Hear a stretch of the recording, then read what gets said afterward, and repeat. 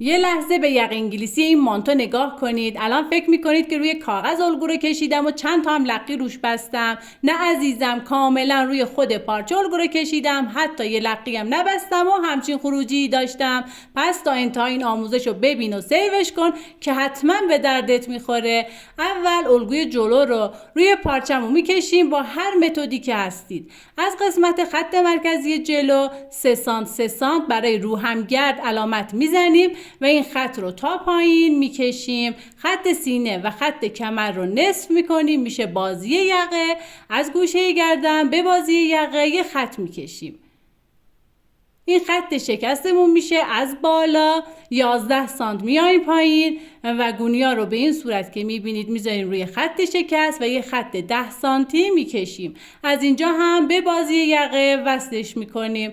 کارمون رو با فاصله 1 سانتی کامل برش میزنیم. برای سجاف هم روی یه پارچه دولا الگوی جلو رو میذاریم. یقه و سرشانه به اندازه 6 سانت کپی میکنیم. قسمت مرکزی جلو و پایین رو هم به همون اندازه 6 سانت و دور تا دور سجاف رو برش میزنیم. هر دو تا تیکه رو لایه کاری میکنیم. سجاف رو میذاریم روی الگوی جلو. از یقه فقط 6 سانتش رو میدوزیم. خط مرکزی جلو رو هم میدوزیم.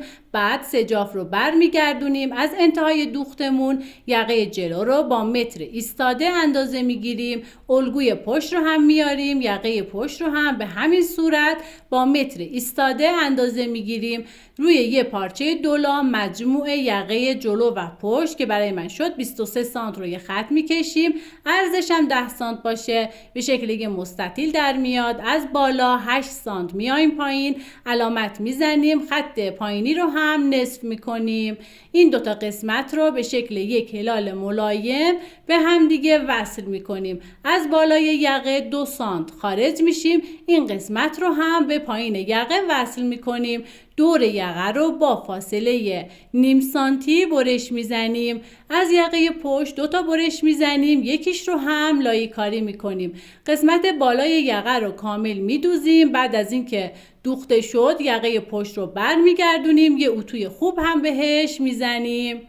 یقه پشت رو به دور یقه سنجاق میزنیم و میدوزیم. حالا میایم سجاف جلو رو به این صورت که میبینید برمیگردونیم به روی یقه پشت. این قسمت رو هم با فاصله 1 سانتی میدوزیم. اضافات دوختیش رو میچینیم. سجاف رو برمیگردونیم به روی کار و یقه رو هم به طور کامل اتو میزنیم. اینجا دوخت یقه انگلیسیمون تموم میشه.